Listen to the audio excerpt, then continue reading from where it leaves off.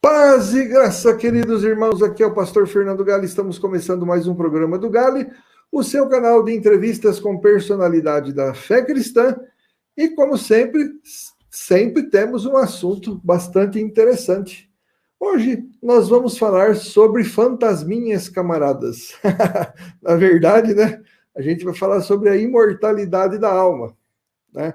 Isso me faz lembrar várias piadas, né, assim, piadas de vida após a morte, né? Se eu lembrar de alguma também durante o programa eu conto, porque eu gosto de contar piada, né? Mas o pessoal, né? Parece que quando os estudiosos analisam uma das características marcantes da religiosidade de qualquer povo, a grandíssima maioria deles acredita na vida após a morte. Será que isso não é uma evidência, né, de que a gente sobrevive à morte do corpo? Essa consciência de eternidade que nós temos, né? Que também, né, por exemplo, quando a gente estuda um povo, em qualquer lugar da história, época da história, lugar da geografia, né, a gente vê que eles acreditam em um Deus. Isso não é uma prova de que nós... que Deus existe, né? Essa consciência de divindade que temos, né?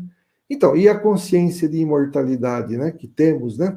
Não seria uma evidência que Deus colocou em nós? Bom, para falar sobre esse assunto mais relacionado com o judaísmo, eu trouxe aqui um especialista que dispensa comentários, mas ele é tão importante que ele foi debater no Vejam Só, sabe com quem? Nada mais, nada menos com o Luiz Saião.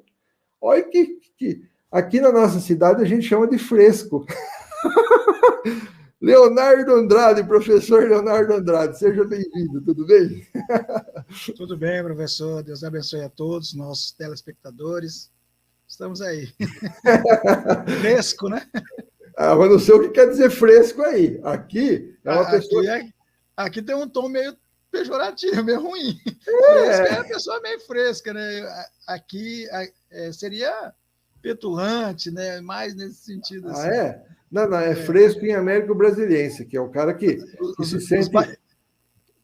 Eu não sou baiano, não, mas os baianos falam ousado, né? Ousado. Ousado, né? Exatamente, né? Escuta aqui, o irmão é de qual igreja mesmo? Que eu não lembro. Eu sou da Assembleia de Deus. Assembleia de Deus. IADES, Espírito Santo. Pastor presidente, meu pastor Ivan Bastos. O Ivan Bastos, tá certo. Manda um ósculo santo para ele, tá? Sim, com certeza. Então, eu trouxe o Leonardo aqui, o professor Leonardo, outras vezes aqui, para falar sobre o nome de Deus. Acho que a gente falou sobre... A TNM. A tradução Novo Mundo, né? E hoje a gente vai falar desse negócio de vida após a morte, né? Tem uma historinha assim, né?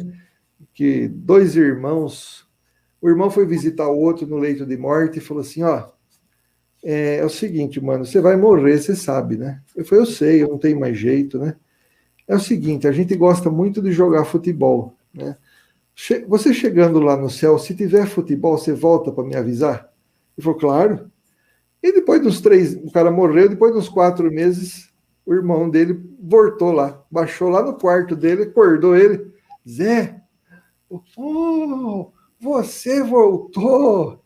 Você lembra que você pediu para mim? Para falar se tivesse futebol no céu, você... eu teria que voltar para falar para você?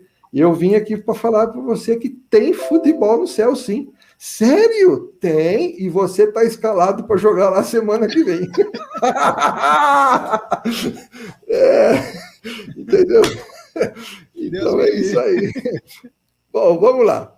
É o seguinte, há um tempo atrás surgiu uma briga na internet, né? E dizendo o seguinte, que os fariseus criam na imortalidade da alma. Eu tomei o negócio assim, meio fiquei assustado, primeiro por quê? Porque você fazer exegese e doutrina em cima do que os fariseus creem, eu não sei até que ponto, posso estar enganado, mas até que ponto isso aí tem algum peso, né? Porque é a mesma coisa que alguém chegar, por exemplo, não crer na imortalidade da alma e usar os saduceus, né, como como prova. É um negócio esquisito. Afinal de contas, os fariseus, agora eu fiquei curioso, eles criam ou não criam na imortalidade da alma? Então, professor, os fariseus são chamados, é um grupo político, né, dos tempos de Jesus, só que, para quem não sabe, os fariseus era um grupo chamado grupo separatista, porque juntamente com os essênios, eles queriam, de certa forma, romper com o templo. Essa questão de separatista também estava vinculada já, que eles vieram rompendo com algumas coisas, principalmente com a escrita, a escrita que tínhamos antigamente, outrora, né? Era uma escrita chamada Ketav Ivrit, por causa dos samaritanos que assimilaram essa escrita, eles romperam também com essa escrita e assimilaram uma escrita chamada Ketav Ashuri, que é a mais próxima do aramaico, chamado aramaico Suriston. Então, tudo aquilo que era pagão, que gerava, de certa forma, entre aspas, né, queimava o filme do Eterno ou deles mesmo como religião, eles rompiam com isso. E quando você observa no primeiro século, os fariseus, eles tinham uma conotação, nós achamos, né, que tem uma conotação ruim, mas quando nós fazemos essa comparação, é porque é um grupo contemporâneo a Jesus, e os fariseus, em sua maior parte, eles pertenciam a um grupo chamado o grupo de Hillel. E Hillel, para quem não sabe, foi avô de Gamaliel. E Gamaliel, para quem não sabe, ele foi o professor moré do apóstolo Paulo. Então, nós temos esses cruzamentos dentro da própria etiologia, da cultura e das tradições, um para com o outro. E por isso, nós podemos pegar e usar, sim, como base para algumas situações. Eu separei um livro aqui, que é esse livro aqui de Flávio Josefo, Uma Testemunha dos Apóstolos, e aqui ele fala, aqui na página 45, ele fala sobre os fariseus. Creem que as almas possuem um vigor imortal e que existem sobre a terra castigos e recompensas. Sobre a terra, ele está querendo dizer, no mundo vindouro, aplicados de acordo com o que eles fizeram durante a vida, conforme e tenham entregue a virtude ou o vício, com a perspectiva para umas para a prisão eterna e outras para a faculdade do viver novo. Então, é fato que eles acreditavam, sim, em uma imortalidade. Um fato interessante, que ele também fala aqui sobre os essênios. Os essênios também, de igual modo, declaram também que as almas são imortais e acham que é preciso lutar para obter a recompensa divina.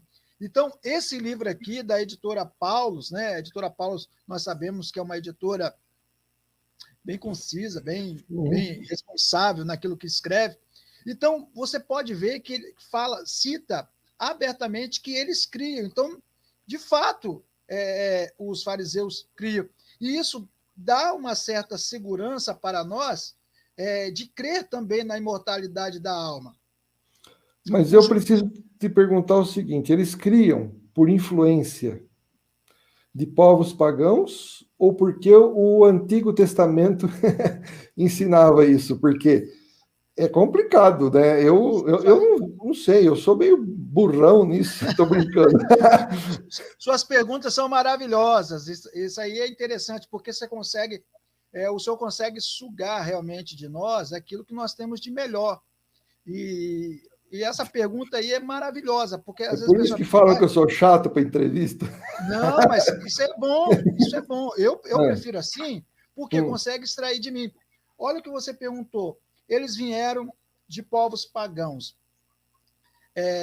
Recentemente... Só uma coisinha, professor, desculpa, sem querer como dizia o outro, lá, interromper já interrompendo, é o seguinte, a pergunta é assim, a gente sabe que o mundo helênico, né, e o mundo romano criam na imortalidade da alma, e esses dois mundos subjugaram Israel. Então, os mortalistas, aqueles que acreditam que morreu, acabou, eles vão dizer que se os fariseus criam na imortalidade da alma, e eu estou falando isso para você que está nos assistindo, você entender a razão da minha pergunta. Eles vão dizer que os fariseus, os essênios, criam na imortalidade da alma por influência pagã, e não porque os escritos do Antigo Testamento favorecem essa crença. Então, é isso aí que eu estou perguntando, tá? Então, antes da gente partir para a Bíblia, ou para algum texto, ou para os escritos judaicos, deixa eu fazer uma breve explicação sobre essa questão, se eles absorveram alguma cultura helênica. Primeiro, nós temos que investigar, como acadêmicos, da onde surgiu a cultura helênica. A cultura helênica, ela não está possibilitada a errar sempre. Ela está, sim, possibilitada a errar, mas não sempre. Ela pode acertar. Os povos pagãos podem acertar, sim. Entendeu? Porque nós vemos, vamos supor, nós temos a primeira sura, né, do Alcorão, Bismillah, né, Bismillah, misericordioso, né, Alá é o misericordioso, que fala que Alá é o misericordioso. Mas Yahvé ou Yahweh, ele também não é misericordioso? Acertaram. Tem que errar sempre? Não. Uma conotação religiosa com outra conotação religiosa podem ter paralelos significantes. Mas um fato interessante em relação à cultura helênica, eu estava assistindo o arqueólogo Parker, que deu uma entrevista ao Luiz Saião no canal dele da igreja dele, né, Igreja Batista, Nações Unidas, e esse Parker, ele falou assim que os primeiros colonizadores helênicos foram os filisteus. Se foram os filisteus, a origem cultural helênica, nos primórdios, surge da onde? Do Oriente Próximo. Ou seja, então é uma cultura oriental. Aí, professor, surge ou elucida todas as perguntas que nós tínhamos. Por quê? Porque toda a cultura oriental, todos, no aramaico, tem uma palavra, a palavra para morte, no roio, não é a palavra basicamente morte, é a palavra passagem. É verdade, eu já li sobre isso. Já li sobre isso. Você está passando desse lugar para o outro mundo. Entendeu? Você pega toda a estrutura dos povos, você pega o conto de Enuma Elish. Eu não estou dizendo que isso seja embasamento para nós acreditarmos, mas eu estou dizendo que todo esse conto ele é desenvolvido a partir da cultura. E a essência, nós sabemos que a essência tem um fundo de veracidade. Então, se todos os povos, Enuma Elish, Gilgamesh, Atarrás, sempre vão citar os contos mesopotâmicos, vão relatar acerca de uma vida após a morte, por que logo a Bíblia vai dizer que não? Porque a Bíblia aqui também tem esse invólucro da cultura semita. Aí você parte, você ainda dentro do contexto semítico, mas dentro do contexto do Oriente Próximo, nós temos o tronco camita, que seria o Egito. Você pega o Egito ele tem o Ba, o Ka, que é a estrutura do homem. Você pega o tribunal de Osíris, aonde relata o mundo pós-morte. E é interessante, professor, que uma vez eu vi o Rodrigo Silva, que não é imortalista, falando o porquê que Deus endureceu o coração de Faraó. Realmente, está tudo correto, é daquela forma mesmo que transcorre ali o tribunal de Osíris. E se Deus, como Deus entrou ali dentro da cultura egípcia, por que Deus não aproveitou e falou assim, mas tudo isso é mentira, tudo isso é uma farsa, não existe mundo pós-morte. Então, o que eu estou querendo dizer? Que toda a cultura do Oriente Próximo, se todos os povos do Oriente Próximo criam na imortalidade da alma, por que justamente nós, que somos descendentes do povo judeu, no Novo Testamento, vamos assimilar, ou querer criar essa bifurcação contra essa possível doutrina? Eu acho que são coisas assim, inegáveis. Nós não entramos aí no judaísmo, mas quando entrar, aí você vai ver que não tem como escapar, né? É como se fosse um laço. Antes de entrar, eu só queria que você me respondesse uma outra pergunta. Aliás, a gente pode até ser meio breve para a gente já logo entrar no judaísmo. Tem um pessoal também que diz assim, olha, sabe o que é? Quando eu falo assim é para tirar o sarrinho. Não, sabe o que é? É o seguinte, foi o diabo que inventou que a alma não vai morrer, porque ele chegou para Eva e falou assim, olha, Deus mentiu para vocês não vão ser igual a Deus. Deus falou para vocês não comer dessa fruta, porque vocês não vão morrer se vocês comerem. Vocês vão ser como Deus, sabendo o que é bom e o que é mal. Então, eles dizem assim que foi o diabo que inventou a doutrina da imortalidade da alma quando chegou para Eva e falou, vocês não vão morrer. Eu vou fazer o meu comentário e o senhor fala se eu estou raciocinando certo ou não. Ué, eu acho que o diabo não estava ensinando imortalidade da alma, por quê? Porque essa doutrina da imortalidade da alma ensina que para a alma ser, né, para a gente ser imortal, né, ou seja, a gente tem que morrer para a nossa alma sair, né? E o diabo estava dizendo lá na serpente, né? Talvez fosse a sogra de Adão, não sei, mas estou brincando. Então, ele falou, vocês não vão morrer. Ora, se ele está dizendo, vocês não vão morrer, ele não queria ensinar a imortalidade da alma. Estou falando besteira? Não.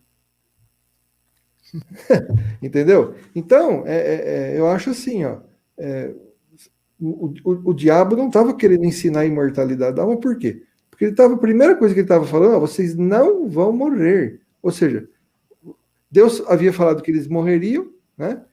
E o diabo falou assim, vocês não vão morrer. Ou seja, para minha alma sair né, e continuar a sua imortalidade, eu tenho que morrer.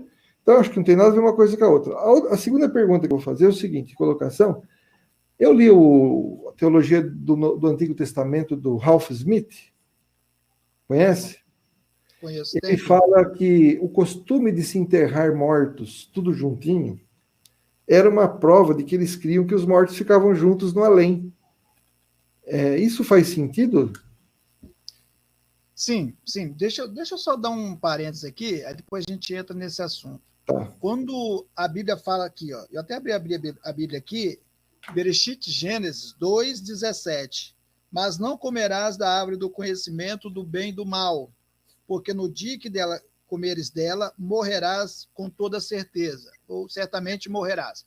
Esse termo aqui, certamente morrerás, no hebraico é motamut. Motamut. Tanto mot como mut é morte. Significa morte. Uhum. Tá ali é um prefixo que indica tempo imperfeito, ou seja, futuro. Então, o termo ali, mot, seria mais um gerúndio, né, morrendo, que a gente fala voz passiva, né? Aí seria morrendo, morrerás. Morrendo, morrerás. Mas por que ele não traduziu? Tradutor e tradutória, né? Não poderia traduzir assim, porque na nossa língua, do português, seria uma redundância. Morrendo, morrerás. Mas é o que está escrito. Alguns gramáticos dizem que isso significa o quê? significa uma afirmativa, vai morrer de fato. Já outros afirmam que existem alguns gramáticos, principalmente orientalistas, que tratam com a etiologia, que é a cultura do Oriente, que toda vez quando na língua do Oriente, aramaico, hebraico, amarico, gueês, todos esses, se refere duas palavras da mesma, está querendo dizer que a primeira, duas palavras, a primeira é uma referência a essa palavra no sentido ou no mundo natural. A segunda vez é essa palavra no sentido espiritual, ou além. Ou além. Então, sabe o que o texto está querendo dizer? O que realmente aconteceu. Porque Deus fala no texto que realmente aconteceu. Que a morte ali não seria uma morte natural, mas e sim uma morte espiritual. E foi de fato o que aconteceu. Você pode ver e pode avaliar lendo a Bíblia, não sei como esses mortalistas, não sei qual Bíblia que eles leem, é complicado, mas sem rechaçar, mas está aqui escrito, Eva comeu o fruto e não morreu na hora. Aliás, Adão viveu 930 anos, professor Gali. E o texto fala, no dia em que comeres, morrereis. Morrerás. Entendeu? Por quê? Porque não se trata. Ali, no texto, você frisou bem, no dia que comeres, morrerás. Ali não é obscuro, é no dia mesmo. Mas essa morte não se trata de uma morte física, e sim de uma morte espiritual. Então, tipo assim, eles erram e erram muito na interpretação. Alguns erros, é claro, é óbvio, que eles parece que querem errar. Deixa eu só partir, antes da gente... Você vai ter que me lembrar da outra pergunta, mas deixa eu só partir para uma outra que está no mesmo viés. Aí a gente falou, essa vida além. Eu tenho um texto aqui, tá vendo? Um texto aqui. Eu tenho um texto aqui que é Provérbios 12, 28. Diz assim, eu vou ler na Bíblia hebraica aqui.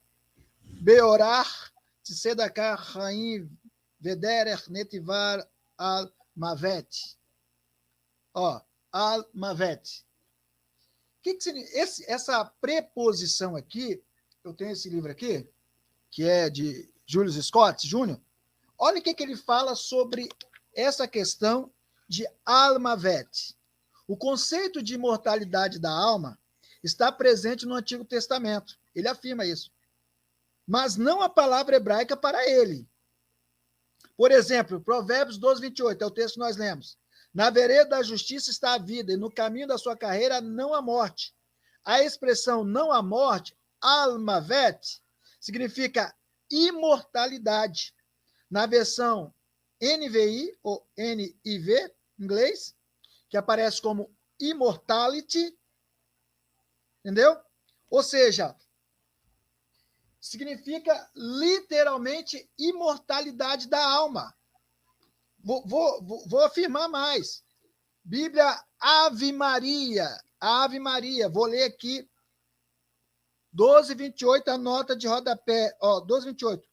O caminho, conforme o texto latino, o texto hebraico menciona, no seu caminho está a imortalidade. Olha só. Vou ler outro. Bíblia de Jerusalém. Bíblia dos teólogos, eles gostam muito. 12, 28. Vou ler também. Aí está aqui, perversão, toebá, conjunção perversos, grego, uma senda, netivá, no hebraico a morte, elmavet. Manuscritos e versões, não a morte. Almavet hebraico é provavelmente releitura que faz alusão à vida futura. Sabe que vida futura é essa? Aquilo que os judeus chamam de Olam Rabá. Olam Rabá. O que é o Olam Rabá? Existem dois mundos para o judeu. Existe o Olam Hazé e o Olam Rabá. Na verdade, eu acho impossível ser judeu e ser mortalista. Quem não é, beleza, a gente tenta provar. Mas quem é judeu ser mortalista? Eu conheço um, Sérgio Monteiro. E eu acho impossível ele se manter como judeu, porque ele se mantém como judeu, ele diz que é judeu, e se mantém mortalista. Sabe por quê, pastor Fernando? Nós, os judeus, sempre fazem uma... eles fazem 3 orações, os judeus fazem 3 orações durante o dia. Shaharit, de manhã. Minha, à tarde. Maariv, à noite. Vou repetir para o nosso público estar ciente. Shaharit, de manhã. Shaharit, de manhã. Minha, à tarde, e Maariv, à noite. Maariv, à noite.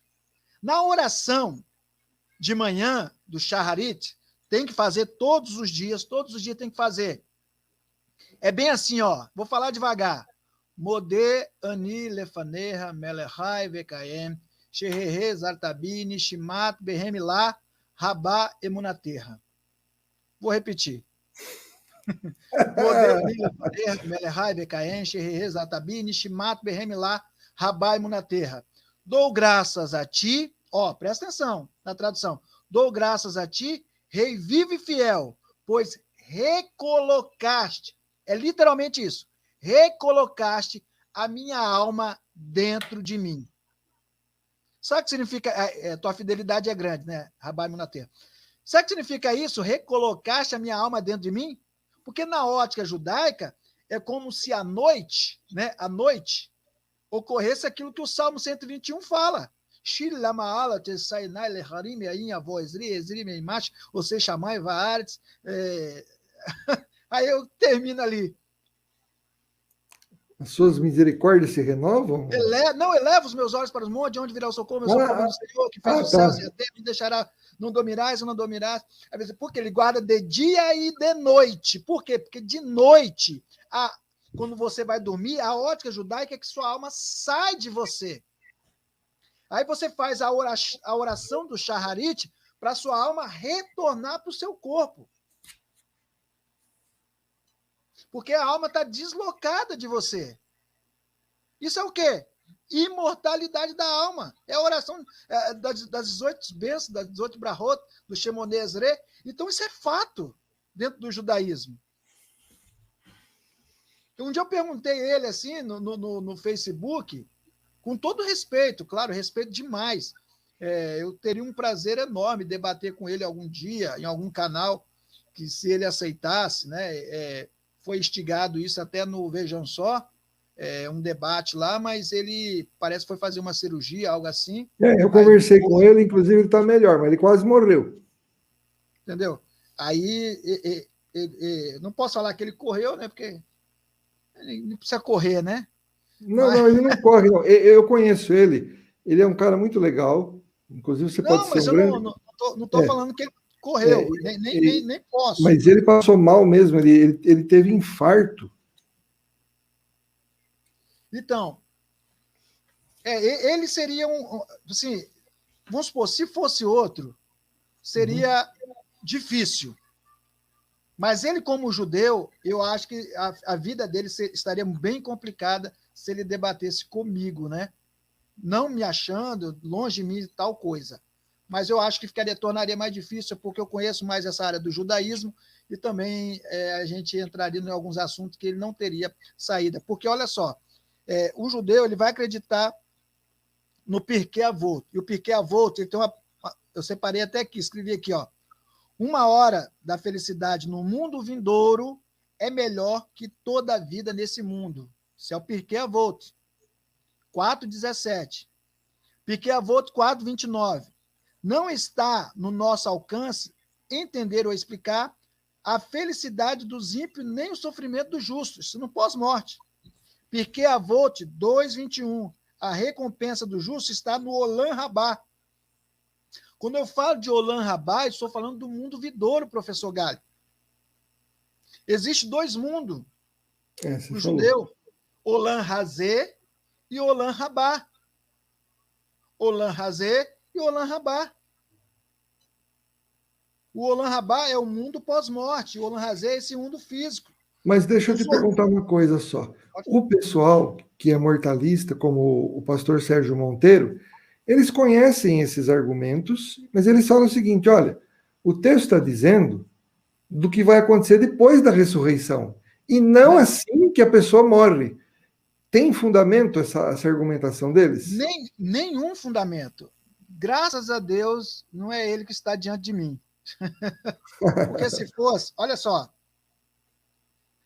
deixa eu ler o Tratado de Berahot 18b, Talmud, Tratado de Berahot 18b, vou pegar aqui, está na minha mão, ó, Tratado de Berahot 18b, é o Talmud. O que ele diz? Eu vou ler para você aqui uma parte que eu já separei, tá? Diz assim, o Tratado de Berahot todinho, o que ele vai fazer? Ele vai narrar a conversa, sabe de quem? Das almas no pós-morte. Então, isso aí que você falou, se eles usassem esse tipo de conversa, já não teria. Olha o que fala aqui uma parte aqui. É duro e doloroso um verme para o morto. É duro e doloroso um verme para o morto? Como uma agulha na carne do vivo.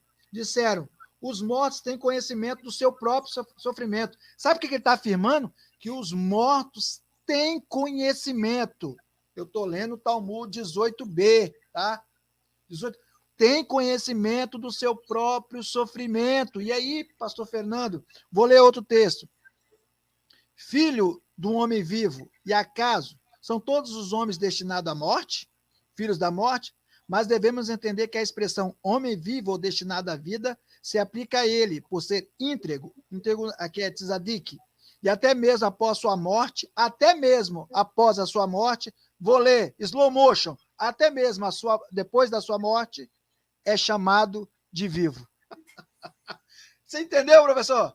Ó, o tzadik, o justo, o homem justo, até mesmo depois da sua morte, é chamado de vivo. Então, mas aí, Leonardo, mas aí o pessoal vai falar assim, mas isso aí é fora da Bíblia, eu quero saber no Antigo Testamento. Vamos lá, eu já citei Provérbios 12, 28, né? Então, mas aquela perguntinha que eu fiz, que faltou responder, dos mortos, daqui o Ralph Smith, ele diz assim que quando os mortos são enterrados, há uma preocupação muito grande, por exemplo, né? Quando você vê que Jacó morre no Egito, né? Abraão, Isaac, né? Sim. Não, Jacó morre no Egito, né? Sim, aí é transferir, ele pede da mesma coisa, né? Exato, né? E por quê? Porque eles faziam questão de enterrar os mortos entre família, porque eles acreditavam que eles já estavam no além, todos juntos. Isso procede?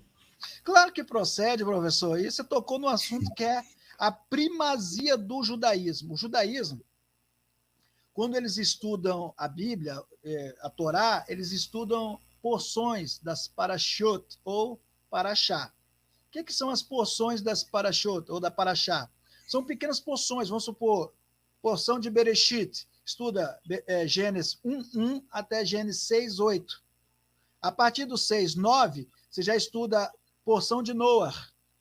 A partir do 12, você já possui Ler Lerá. Não é Lec, tá? É Ler Lerá. Lec é outra coisa. E vai erar. Aqui nessa porção, no capítulo 23, é interessante que eles vão estudar uma porção chamada Haye Sará. O que é Haye Sará? E no 23, o que acontece no 23? O que acontece com Sara? Ela morre. Mas o nome é Haye Sará. É a vida de Sara. Não é a morte de Sara. É a vida de Sara. E ali, o que ele vai fazer? Abraão vai comprar um campo, em Macpela, dos filhos de Et, né? Por isso que futuramente eles vão dizer que a terra é deles, de fato é, né? E futuramente Abraão é enterrado no mesmo lugar. Por quê? Porque na ótica deles, é como se eles vivessem juntos a partir daquele momento, já no pós-morte. E o Ralph Smith ele vai assegurar isso. É brilhante, aliás, é muito bom. O Ralph Smith, para mim, tratando desse assunto, ele é um dos melhores. Ele é um dos melhores. Ele trata daquele assunto. Eu vi até um professor citando que Oséias 6:2, que fala no segundo dia, ao terceiro, ele vai ressuscitar. Ali não tem a palavra ressuscitar, segundo esse professor, né? Mas a palavra cum é uma palavra que denota ressurreição, levantar-se. Então, levantar-se dos mortos, né? Então, ali o emprego do yom no dual, né, do hebraico, você vai conotar segundo, né? Então, terceiro no primeiro e segundo, e no terceiro vai ressurgir, ou ressuscitar, ou se levantar dos mortos. Então, sim, tem o termo ressurreição também ali. Então, de fato, a Bíblia é recheada desses fatos. Tem um texto interessante que está em Deuteronômio, capítulo 33, verso 6. Vou usando a Bíblia e vou tirando daqui, né? Mas aí a gente acaba até perdendo a Bíblia. Mas vamos achar. 33, verso 6. Eu vou ler para você. Deuteronômio 33, verso 6. 33, verso 6. Ó. Viva Rúven, e não morra, e não sejam poucos os seus homens. Você entendeu isso aqui? Viva Rúben e não morra. Por que ele está dizendo isso? Segundo o Targum de Onkelos, esse não morra aqui está se referindo ao mundo vindouro. Quando você pega a Torá de Rashi, eu estava separado aqui, já até andou. A Torá de Rashi comenta sobre isso, que é uma referência ao Olam Rabá, ao mundo vindouro. Não é a esse mundo, não está se referindo propriamente a esse mundo. Né? Claro que a gente não veio para provar na Bíblia, mas olha que interessante outro texto aqui, de Gênesis 47, eu vou ler para você, Gênesis 47, você falou na Bíblia, né? Eu vou ficar só com o Novo Testamento, desculpa, com o Antigo Testamento, o Taná, porque o Novo, para mim, ele é recheado de textos que faz ênfase, né, à imortalidade da alma. 47, 28 de Bereshit diz assim, Israel morou na terra do Egito 17 anos. 17 anos. De sorte que Israel, os anos de sua vida foram 100 anos da sua vida. Aqui, e viveu, né? Algumas traduções está aqui, e viveu. E viveu. O que significa isso, e viveu? Porque na ótica judaica, para algumas pessoas, eles continuam vivos depois da morte. Quem continua? Eles através de quê? Dos seus descendentes. Através dos seus descendentes. É isso aqui, a ótica judaica. Interessante. Olha que interessante. Quer ver? Aí você pega aqui, professor, 4, verso 10 de Bereshit Gênesis. E disse Deus, que fizeste? A voz do sangue do teu irmão clama a mim. A voz do sangue do teu irmão clama a mim. A palavra sangue no hebraico é dam. Repete aí, professor. Dam. Dam, isso mesmo. Dam. Mandando um mestre do grego falar dam é fácil. Só que o termo não está dam. Ah, não? O termo está com um sufixo tisserê com iod, que algumas pessoas lêem demei, mas como é uma vogal longa por posição, a gente só lê o e. Então é demê. Então não está dem, está demê. E por que isso?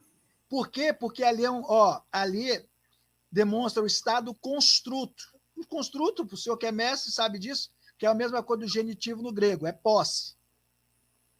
O estado construto, plural masculino. Seria o teu sangue. Não, ó, de novo. Plural masculino no estado construto. Plural masculino no estado... Isso. Sangues? Sangues, isso mesmo. Então, ali não é o sangue do teu irmão. É o sangues do teu irmão. E por que isso, sangues? Porque é o que acabamos de falar. A vida continua através dos seus descendentes ou do seu legado. Ou continuam realmente vivos após a morte. É a crença judaica. Porque no judaísmo, quando você mata uma pessoa, quando a pessoa morre, não morre só aquela pessoa, morre toda a geração que poderia sair dela. É isso que o texto está dizendo. Gente, que coisa louca, eu não sabia disso. Aí, eu vou ler outro texto aqui para você, olha que interessante. Eu não sabia disso, não. Não, mas eu vim aqui hoje... Quando eu falo que eu não sabia disso, eu estou confessando a minha ignorância, porque eu nunca tinha lido nada sobre isso. Estou falando... Quanto o senhor cobra aula particular? Para que eu vou me achar. O senhor falando isso, pelo amor de Deus. Mas nessa área aí você sabe muito mais do que eu. Que isso?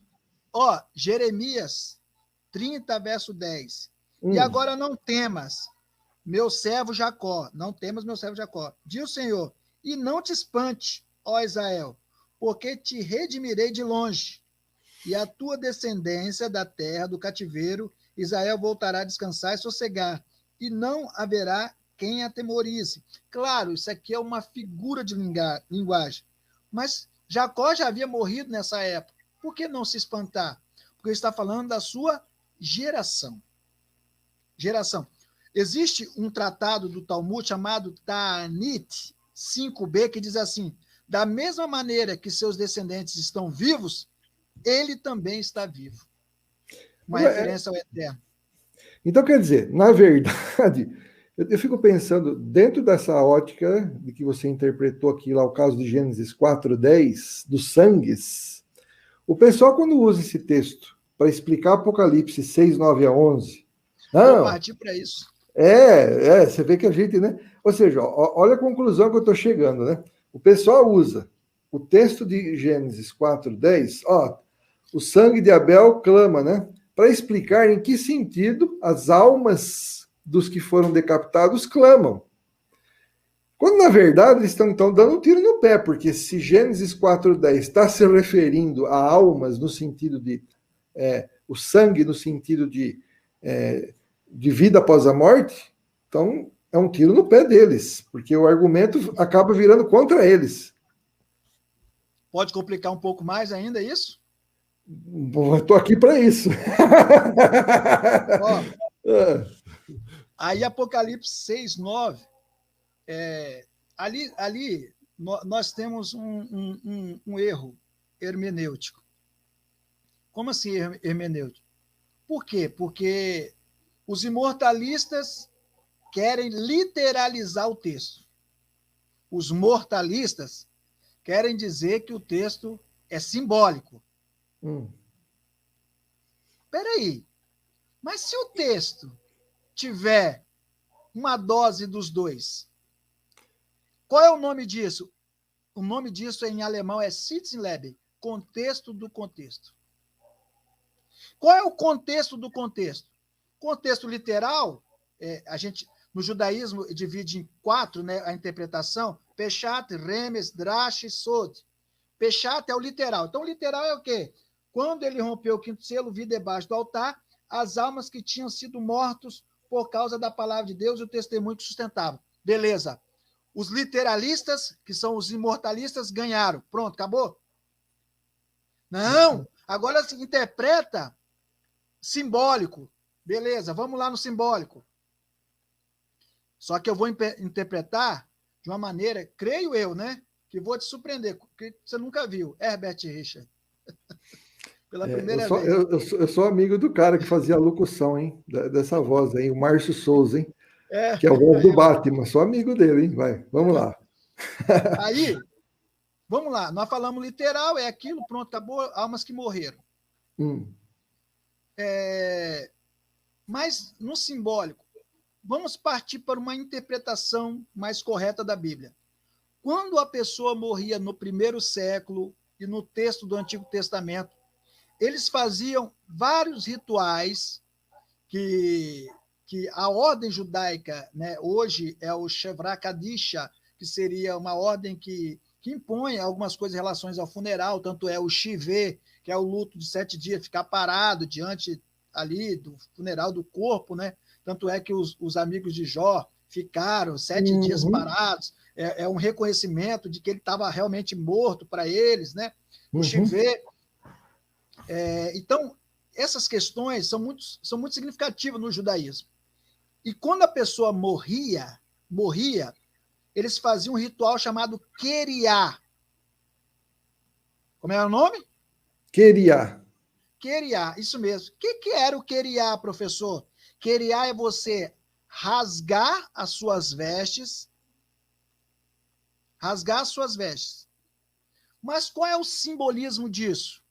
Benjamin Blair, naquele livro, O Guia Mais Completo do Judaísmo, ele vai falar assim que o significado disso é você está rasgando a sua roupa, mas como se você estivesse rasgando a sua carne para liberar a sua alma.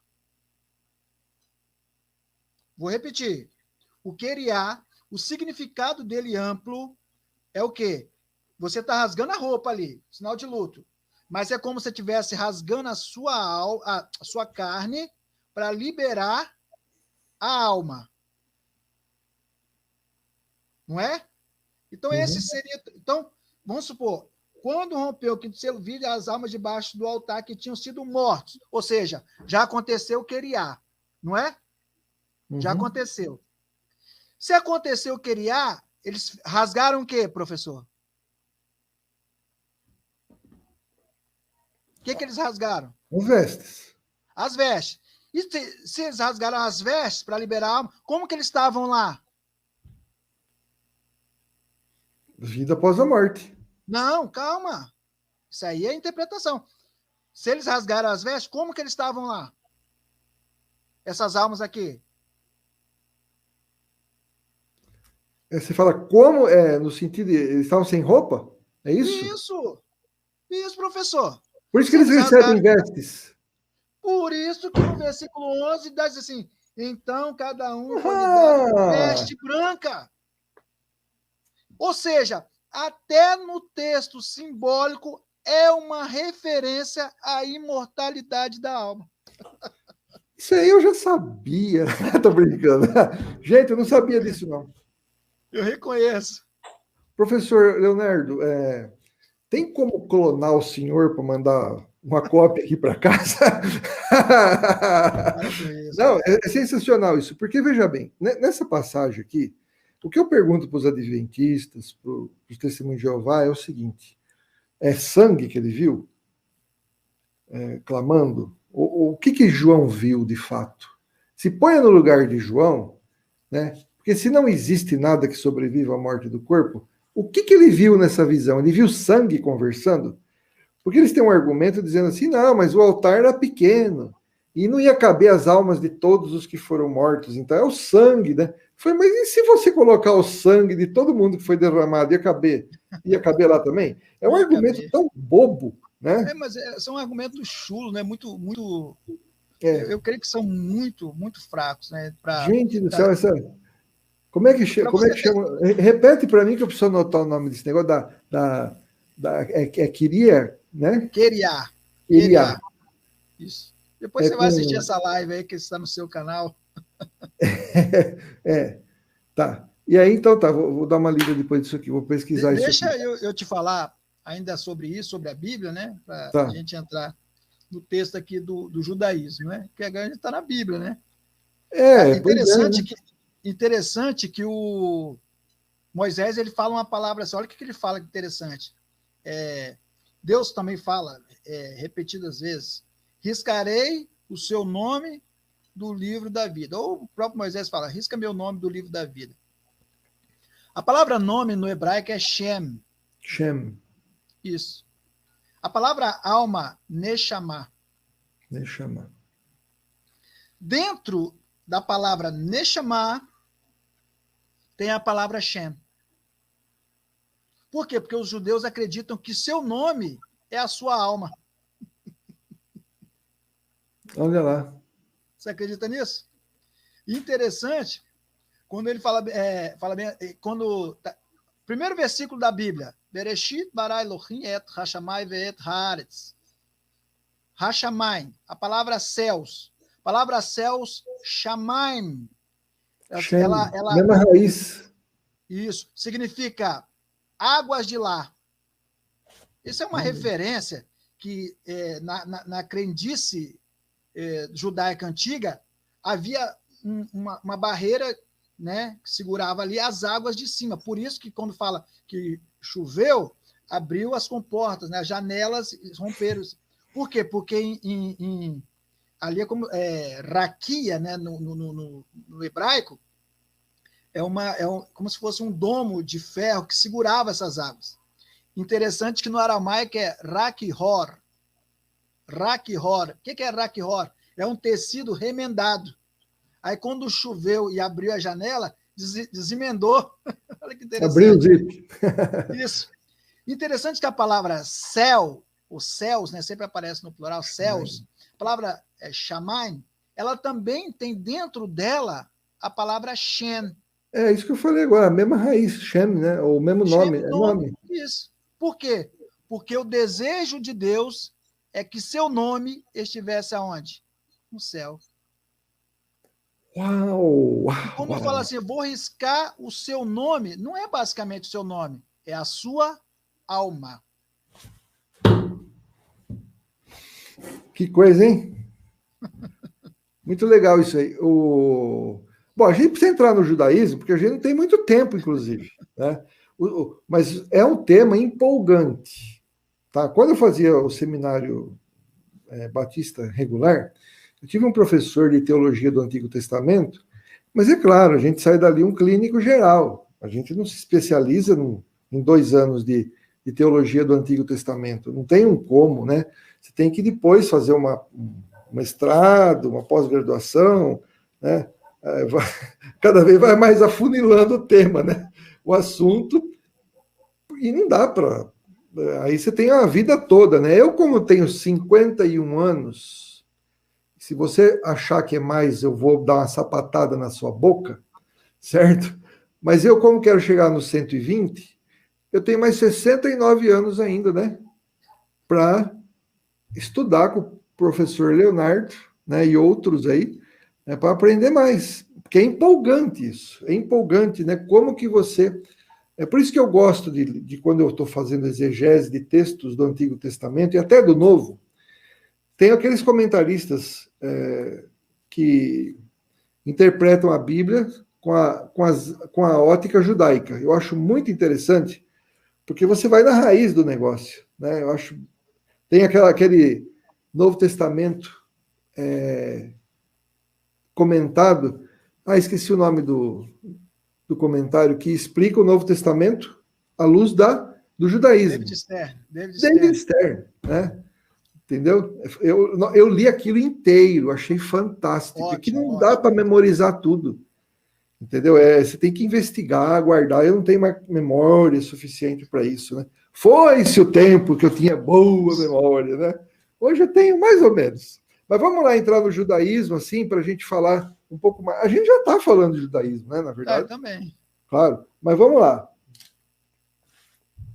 Então vamos lá. Eu tenho um texto aqui, né? Quando eu falei que a vida continua sob 2 aspectos, com seus descendentes e o seu legado, e também uma vida pós-morte, né? Essa questão do justo herdarão a vida eterna, no Midrash diz assim: os Tzadakim, apesar da sua morte, são chamados vivos. Os Rechaim, que são os ímpios, apesar da sua vida, são chamados de morte. Entendeu? Olha que interessante. Então, esses são chamados de mortos. Interessante que o Kohelet Rabá 9:4 diz assim: os justos são chamados de vivos até na sua morte, mas os mortos sabem que isso não se refere aos ímpios, que, mesmo em sua vida, são chamados de mortos. Então, o texto do Kohelet Rabá 9:4 refere-se a uma vida após a morte. Lá em Eclesiastes, né? Você está falando de Eclesiastes. Isso, Correlet, isso. Correlet, Só que é o né? Correlet Rabá, é uma interpretação do texto Tá. de Eclesiastes. Interessante que os adventistas já estão se manifestando, né? Então, eu estou percebendo já. Mas eles são É. bem-vindos, deixa eles falarem, né? Não, claro, claro, Porque...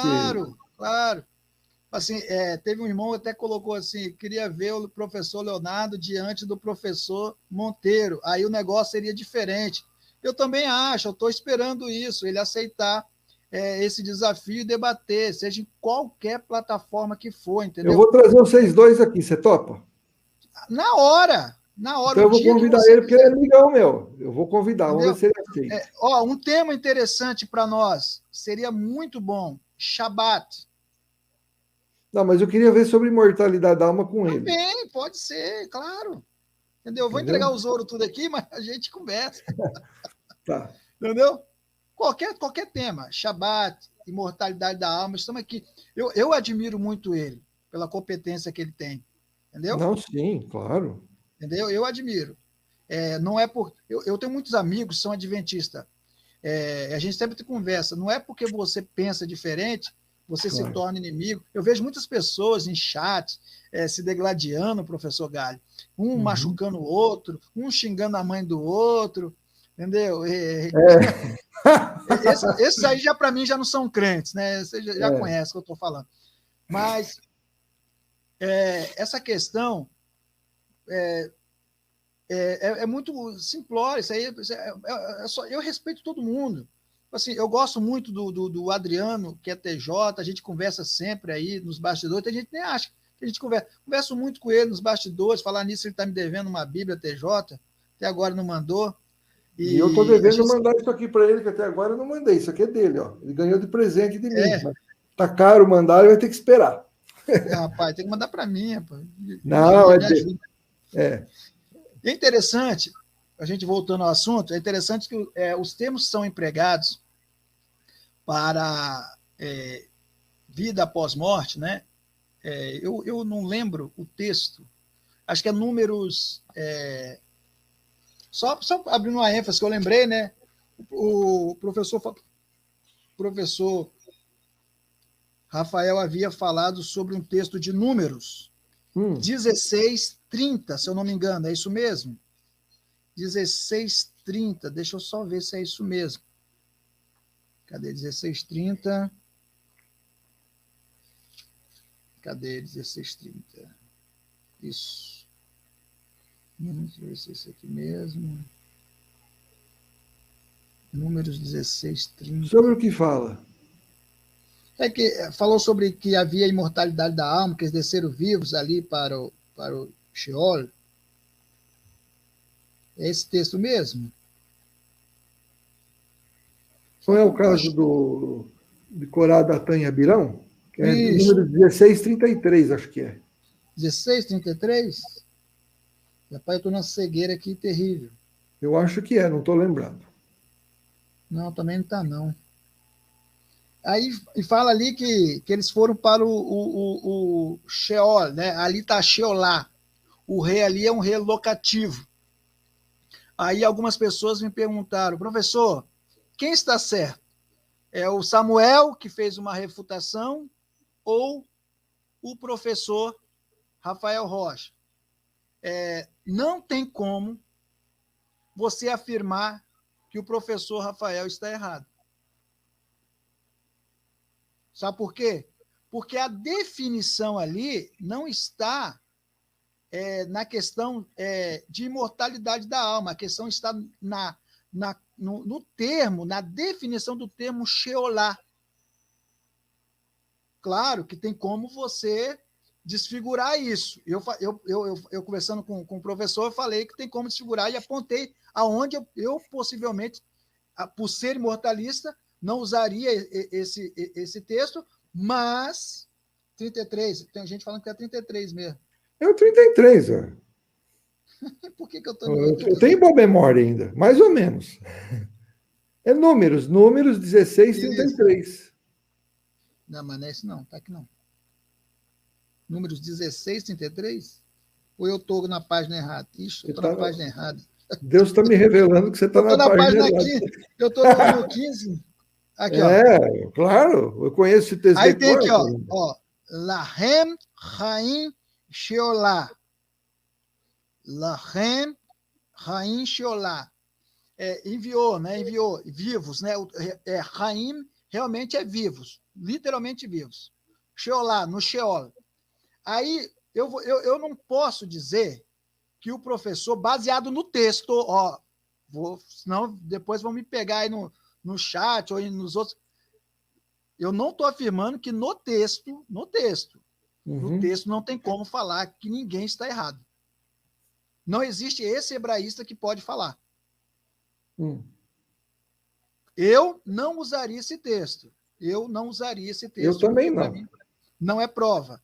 Por quê? Porque esse texto ele tem um monte de falhas, né?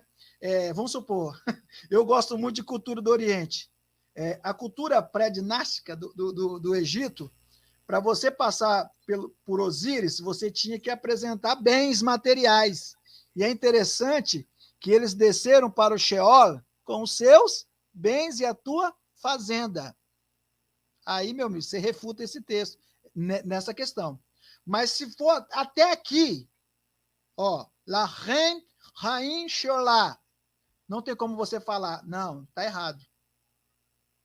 Porque Sheolá, ele é uma variante semântica. Nós confundimos, professor, porque a maioria das pessoas elas falam assim, esse texto essa palavra é polissêmica. Não é polissêmica, ela é uma variante semântica, ela possui mais de um significado.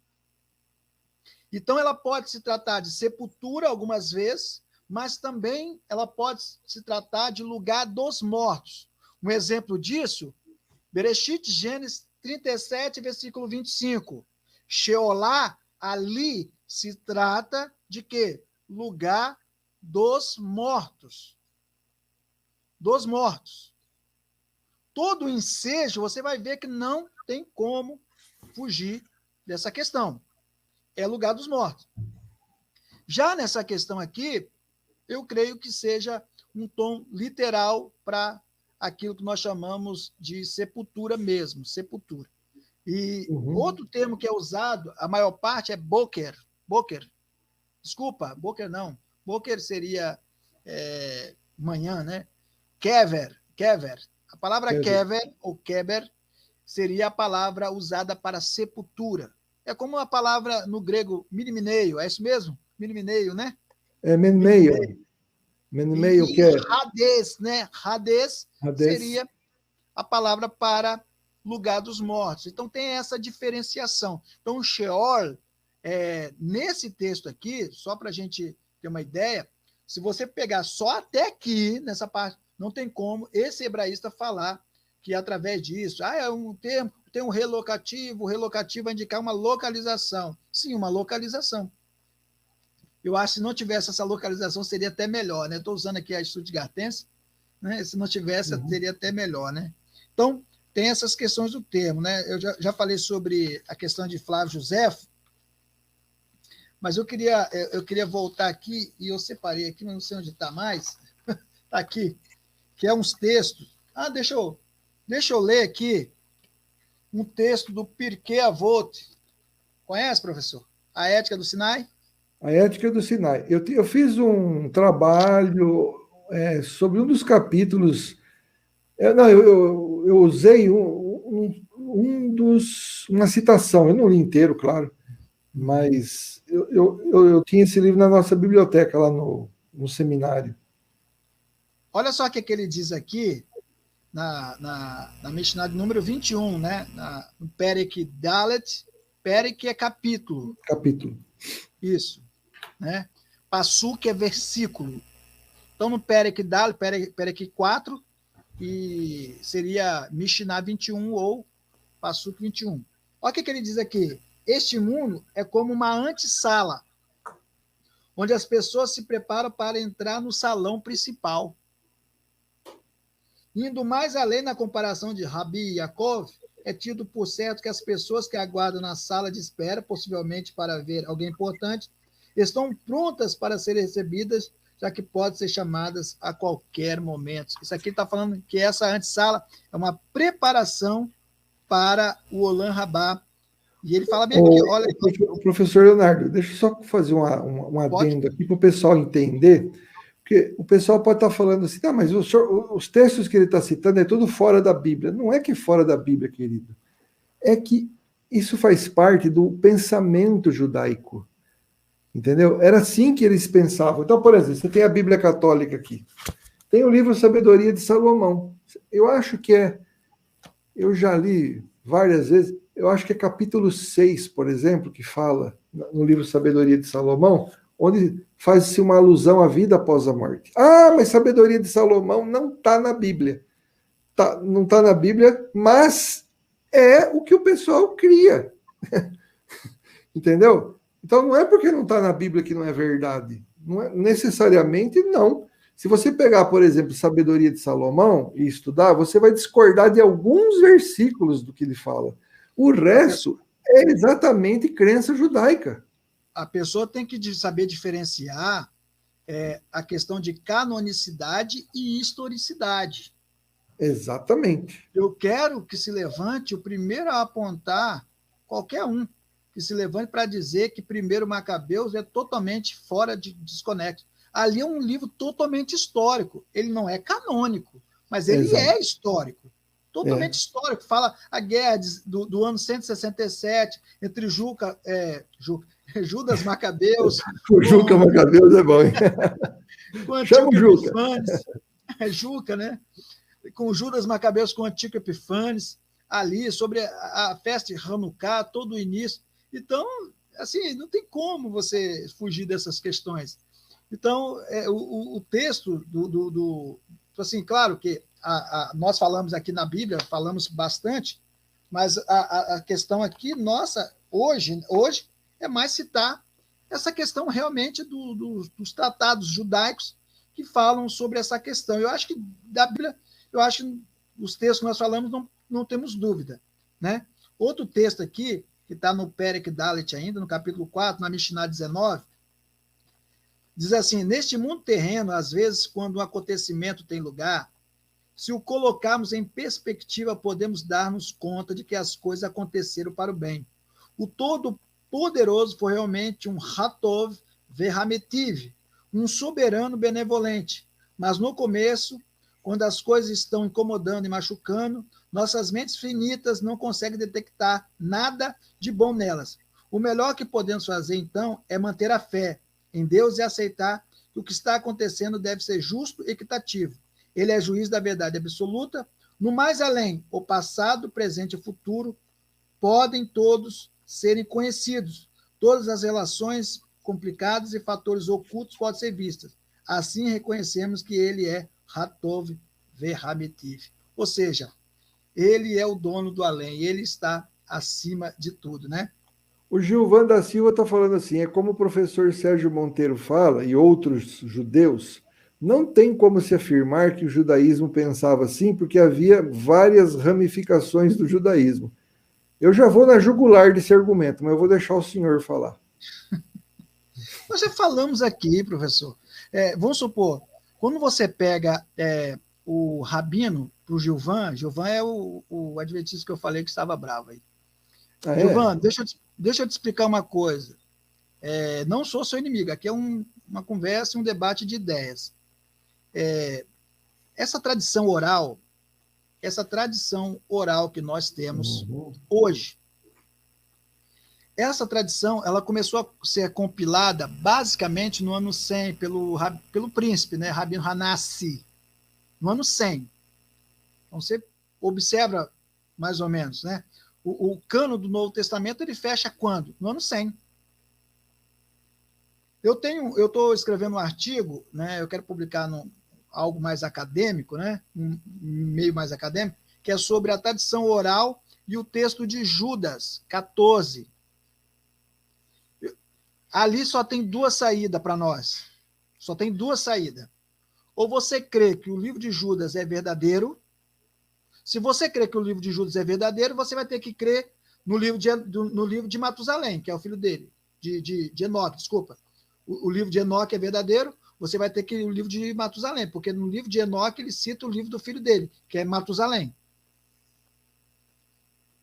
Ou você vai acreditar que aquilo ali é uma transmissão oral. Como os judeus chamam isso? Eles tratam isso como Torá Shebel Peh. Existe duas Torá na ótica dos judeus. Torá Shebiritav, que é a Torá escrita, e Torá Shebel Peh, que é a transmissão oral da Torá. Eu acredito que aquilo ali se trata de Torá Shebel Peh, é uma transmissão oral da Torá. Não que Enoque realmente tenha escrevido um livrinho lá com referência aos justos, nada disso no último tempo. Não, isso aí é o que era passado de pai para filho. Era o Pirkei Avot, né? Passado de pai para filho. Então, eu não creio assim, dessa forma, entendeu? Beleza. Então, o fato também de haver várias correntes, né? A gente também tem que usar de bom senso, porque os judeus que não criam na imortalidade da alma era um grupo muito minoritário. Era tido como não era tido como os fiéis, né? Era tido como basicamente os rebeldes da situação. Uhum. Os rebeldes, né? Os judeus propriamente dito não tinha esse costume de crer assim. Não tinha esse pensamento, né? Porque quem tinha maior prestígio era realmente os essênios e os fariseus. Os saduceus não tinham esse prestígio todos, né? Todo, né? Para você ter ideia, não sei se alguém já te falou isso, vou falar um texto aqui bem interessante, mas foge dessa ótica, só para você entender a importância desse povo, né? Uhum. Segunda carta aos Coríntios 3,6, na qual nos fez ministro de um novo testamento, não na letra, porque a letra mata, mas o Espírito vivifica. Eu estou falando de cabeça, né? A gente pode errar. Uhum. Na qual nos fez ministro de um novo testamento, não na letra, porque a letra mata, mas o Espírito vivifica. Aí as pessoas, não, isso tem a ver com a teologia, é a teologia. Não. Se você for ler o versículo de 1 ao 5, você vai entender. É as tábuas da lei, né? A ideia, calma, a ideia era o quê? Que alguém estava querendo impor o quê? Cartas de recomendação. Aí Paulo dá uma sapecada. Nós somos a própria carta. Uhum. Por quê? Quem que fazia isso? Existiam duas escolas, Shammai e Hillel. Ou Hillel. Shammai e Hillel. Shammai era conhecido, sabe como? Beit Shammai era conhecido como a letra da Torá. Por quê? Na ótica de Shammai, tudo deveria ser na risca. Uma vez perguntaram assim para os dois, é possível um homem morrer guardando o sábado? Ou ele pode, para salvar a vida dele, negligenciar o sábado? Aí Shammai disse assim, é melhor que ele morra sendo fiel, morra guardando o sábado. Conhecido como a letra da Torá. E Hillel disse assim, é melhor que ele negligencie um sábado para guardar vários outros posteriores. Ou seja, Hillel era conhecido como o espírito da Torá. Quando o texto fala, na qual nos fez ministro de um novo testamento, não na letra, não na escola de Shammai, mas no espírito, ele está fazendo uma referência à escola de Hillel, que era uma escola mais aberta, mais ampla, tratava com mais espiritualidade as ocasiões e mais humanista. Uhum. Você quer ver uma vez? Eles estavam com o talit,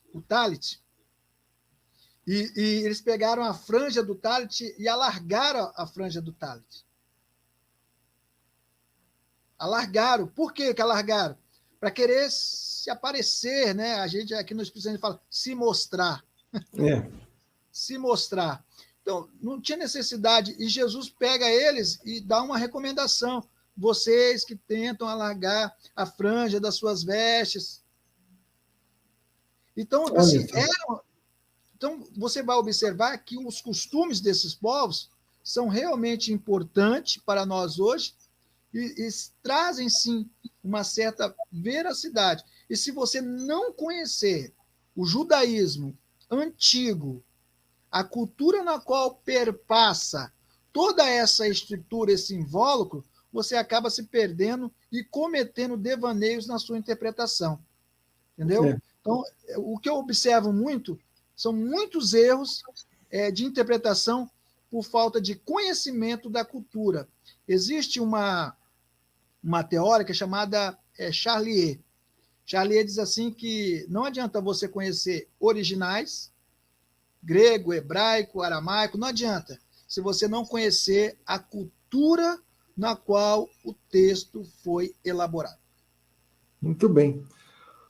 Tem mais alguma coisa para falar sobre judaísmo? Quer dizer, tem muita coisa para falar, tem né? Muita coisa. Mas tem muita coisa. Eu ia te perguntar uma coisa. Tem um rapaz aqui, José Paraiba. O Josi Paraiba, né, ele está usando a erudição dele, que eu estou assim fascinado. Né? Ele não sabe escrever nem o nome dele, se desculpa, tá? E ele está usando palavras esquisitas aqui, né? Dizendo que você torce o texto, e torcer é com S para ele, coitado, né? E é complicado, Josi Paraíba, porque é o seguinte, Josi Paraíba... Professor, deixa eu te interromper, eu não gosto disso.